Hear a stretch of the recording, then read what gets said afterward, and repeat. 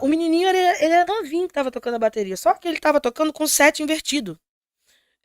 O set estava invertido. Ele é destro e tava o set invertido. Canhoto. Pra canhoto. Sim, sim. Exato. O hi-hat tava do lado Exatamente. E ele tava levando a música. Mano, hi-hat é o quê? Desculpa, contrário. Hi-hat é aquele ignorância. prato que fica na... Moleque, eu não sei o que é hi-hat, pô. Se tem baterista aí, gente, explica pro Evandro. Explica pro Evandro aqui. hi-hat. Quando você olha a bateria, tem um prato que fica à esquerda e ele pisa no Sim, pé que faz... aquilo ali é É o hi-hat. tipo, Entendi. entendeu? Um pé esquerdo. Uns dizem que é chimbal. Eu não gosto desse nome. Eu falo Chimbal hi-hat. é da antigaça, né? Então, o que acontece? Ele tava levando o refrão na condução. E levando aquela música que ela é mais pegada, aquele 6x8 pesadão. Aí ele simplesmente estava tocando ali. Eu falei, baterista, me ajuda. Porque eu não estava ouvindo bem e eu já tenho uma dificuldade que é atravessar, né? Cantando aí, Senhor, eu já entrei atravessando. Senhor, Entendi. por mais que eu fale. Aí eu falei, caramba, ele tem que marcar direitinho comigo. Aí eu olhei pra ele uma vez e fiz assim. Não tô entendendo. E ele tá tentando, tadinho do bichinho. Tá tentando. Só que quando chegou no refrão, ele continuou. Eu falei, baterista, me ajuda. É no hi-hat. Hi-hat, abre o hi-hat e vai embora. Tanto que ele ficou depois a música toda. Direto. Mas o menino mesmo, ele percebeu. Ele viu que não foi uma maneira de humilhá-lo. Gente, a gente tem que entender uma coisa também dentro da Não, e é igreja. só pra, sem querer te cortar. Porque foi um corte que fizeram que quando você gritou baterista, pareceram 2 bateristas, né? Aí existe a conjectura de achar que você tinha queimado um baterista e tinha substituído. Porque Tinham vários bateristas tinham vários ali. bateristas. É esse contexto. Aí né? esse menino que tava tocando a primeira Sim. música, ele tava lá embaixo. Ele não subiu depois, porque isso aí foi no meio da pregação, esse negócio. Sim. Baterista. Foi no meio da pregação. O menino que tava tocando anteriormente, ele foi e falou assim, não, eu não vou subir não, porque tá muito difícil de tocar. Pô, o set tá todo virado. Aí vieram outros pra tentar fazer, tanto que depois que fez, eu falei, opa, graças a Deus. Parecia, veio lá, só que eu não conhecia os músicos ali. Tanto que no final, né, no coffee break, os meninos até vieram, se apresentaram. Oi, Pri, tudo bem? Tinha um até que me conhecia, falou, caramba, pastor, eu só te conhecia por redes sociais. Eu falei, caramba, é você mesmo? Eu não sabia, que tava até de máscara. E tudo tranquilo. E eu não vi ali em nenhum momento ninguém, músico, o tecladista,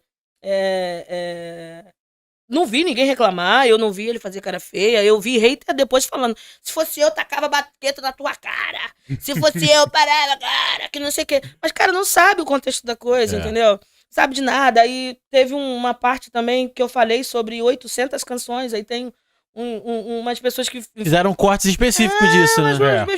Não sabe nem o que aconteceu ali. Estava em um congresso, vou repetir, gente, estava em um congresso de louvor e adoração. E chegou no momento, no final ali da ministração da palavra, que eu falei pra eles assim, escolhe hoje o que você quer da música, se é ministério ou se é trabalho. Escolhe hoje, porque eu acredito assim, tá? Tanto que eu falei e não coloquei. Essas coisas a gente não coloca.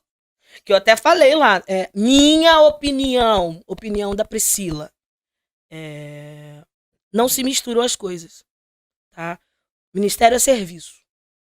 Eu sirvo a igreja, tá? Então, para você ser músico realmente de igreja, para mim, você tem que corresponder a 2 expectativas. Você precisa ser um bom músico e, segundo, você precisa ter relacionamento com Deus. Porque não adianta eu subir num púlpito e não ter relacionamento com Deus, mas eu sei tocar muito. Qual a reverência que você vai ter? Ah, mas você não pode julgar, querido. Eu não tô julgando ninguém. Eu tô usando o subterfúgio que o próprio Cristo falou. Você conhece a árvore pelo fruto. E eu nem sou esse tipo de pastor, porque eu nem sou pastora, os meus pais são os pastores. Eu sou co-pastora, eu sou auxiliar. Sim. Então, eu não compactuo com isso, com essa questão de, eu já vi. Então, eu estou falando do que eu vi, tá? Sim, sim. De muitas vezes você procurar músicos da igreja, os caras estão no pátio da igreja, não são todos. Mas eu já vi na minha igreja isso acontecer.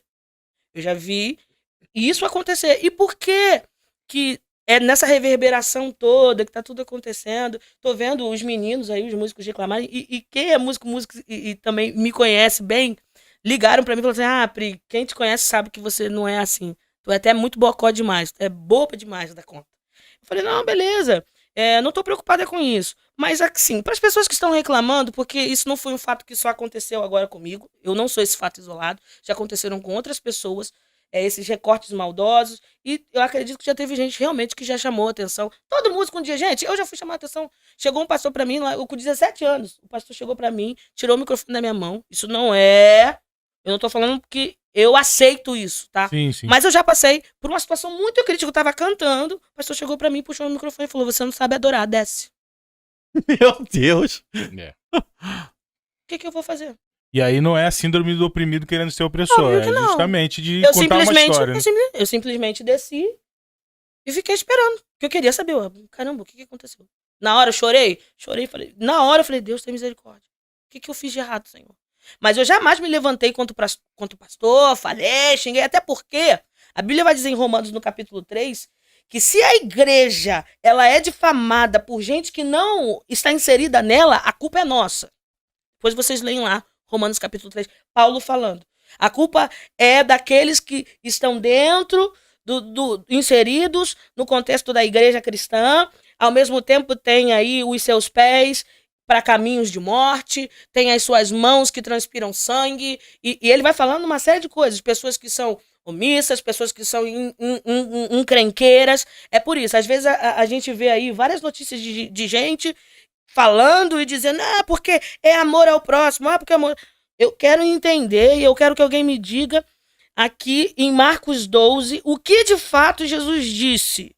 Quando eu vou olhar para Êxodo 20, eu entendo o seguinte: Jesus simplesmente pegou todo aquele decágulozinho que está ali, fora as outras 300 e poucas leis que existem.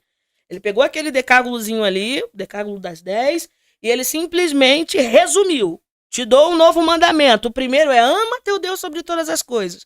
Ele vai se referir aos primeiros 4 mandamentos do decágulo, que significa simplesmente o relacionamento que Deus quer que eu tenha para com ele, que o homem, o ser humano, tenha para com ele. Ele quer respeito, ele quer ser adorado, ele quer ser exclusivo. Então, é nessa exclusividade que eu estava me falando ali com os músicos da igreja. E eu falando sobre a minha opinião, tá? Nesse contexto. Eu escolhi a música, por mais que eu não viva dela. Tem gente que fez também essas acusações aí na internet para dizer, eu vou acabar com a tua agenda.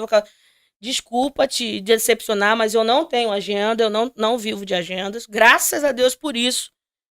Tenho minha vida profissional, louvado seja Deus por isso, tenho as minhas conquistas. Teve gente que entrou lá também no meu Instagram e ficou falando, você tem tanta coisa escrita que você é na sua bio, esqueceu de colocar que você é nojenta, esqueceu de falar que você é mal educada. Não, gente, ali a minha bio é uma bio pessoal, eu escrevi ali as minhas conquistas, porque eu sei o quanto foi sofrível chegar até onde cheguei profissionalmente. Também não quero ficar dizendo aqui o que eu faço, o que eu deixo de fazer, isso aqui não interessa. Mas quando eu olho para essa questão, aí vem gente de fora que nunca teve compromisso com igreja local e simplesmente pensa, que você tem que amar o próximo. Mas o que é amar o próximo? Jesus falou, e o outro mandamento que eu vou deixar para vocês é o seguinte, ama teu próximo como a ti mesmo. São os últimos 6 as 6 leis que estão lá no decágulo. As 6 leis que lá está dizendo, não matarás, não adulterarás, não cobiçarás, não dará falso testemunho contra o teu irmão. E a gente vê isso aí acontecer direto. Não é só comigo, é com uma série de outras pessoas que isso já aconteceu.